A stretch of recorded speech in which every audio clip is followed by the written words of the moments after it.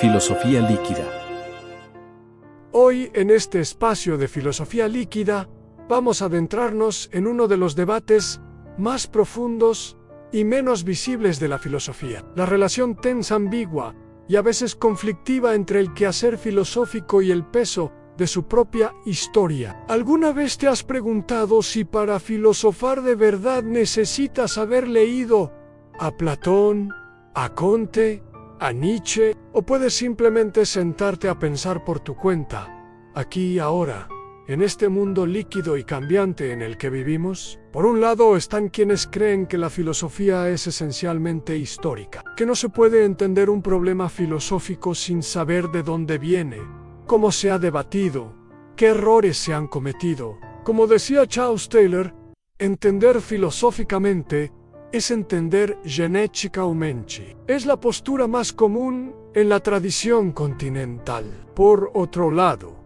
están los que piensan que la filosofía debe ser como la ciencia o las matemáticas. Puedes dedicarte a ella sin tener que pasar años estudiando a los muertos. Es la postura que a menudo se asocia con la tradición analítica. Incluso hay casos famosos. Se dice que Wittgenstein estaba orgulloso de no haber leído a otros filósofos, y Jerry Fodor bromeaba con que podía escribir sobre Hume sin saber nada de él. La tesis central que critican las autoras es esta: conocer la historia de la filosofía es condición necesaria para hacer filosofía. Pero para desarmarla, nos invitan a preguntarnos: ¿qué entendemos por historia? Y por filosofía, 1.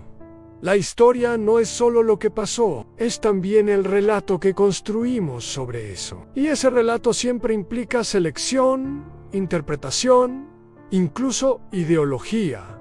¿Qué filósofos entran en el canon? ¿Quién decide eso? 2.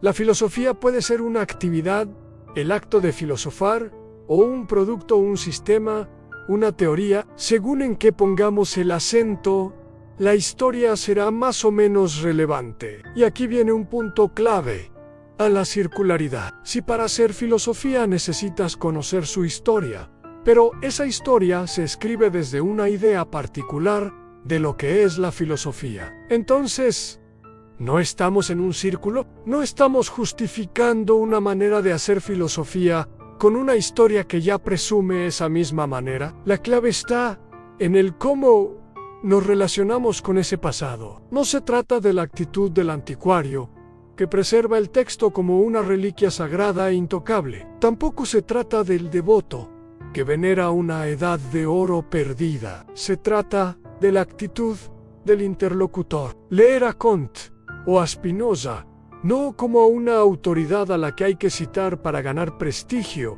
sino como a un colega con el que dialogar a la distancia. Un colega brillante, sin duda, pero un colega al fin, alguien con quien podemos estar en desacuerdo, a quien podemos interrogar con nuestras preguntas actuales, cuyos argumentos podemos someter a presión para ver si siguen siendo sólidos en el contexto de la neurociencia, la inteligencia artificial o la crisis climática. Esto implica anacronismo en sí.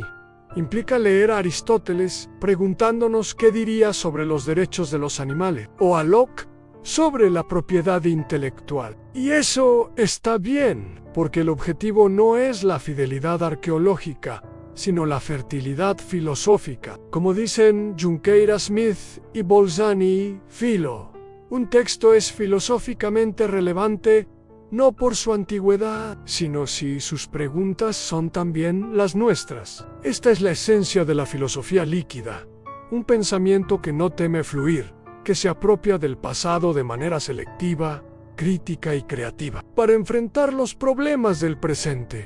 Es una filosofía que se hace en diálogo, no en aislamiento, una conversación que atraviesa el tiempo, pero que siempre tiene un pie firmemente plantado en el ahora. Entonces, ¿necesitamos la historia? La respuesta líquida es independent, depende de para qué. Si la usamos como un lastre que nos ata a viejas respuestas, probablemente nos hunda. Pero si la usamos como un combustible para el diálogo, como un depósito de intuiciones poderosas, como un gimnasio para entrenar nuestro pensamiento crítico, entonces puede ser invaluable. La invitación de la filosofía líquida es a liberarnos del complejo de inferioridad frente al pasado, a leer a los clásicos no para repetirlos, sino para pensar con ellos y más allá de ellos, a tener el valor de filosofar desde las fractures y las preguntas de nuestro propio tiempo. El río de la historia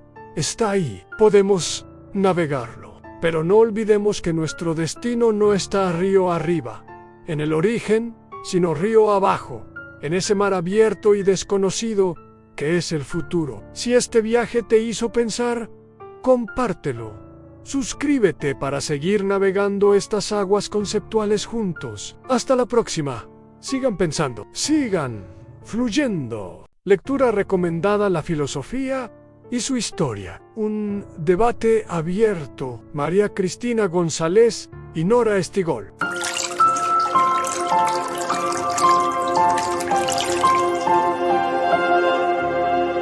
Filosofía líquida.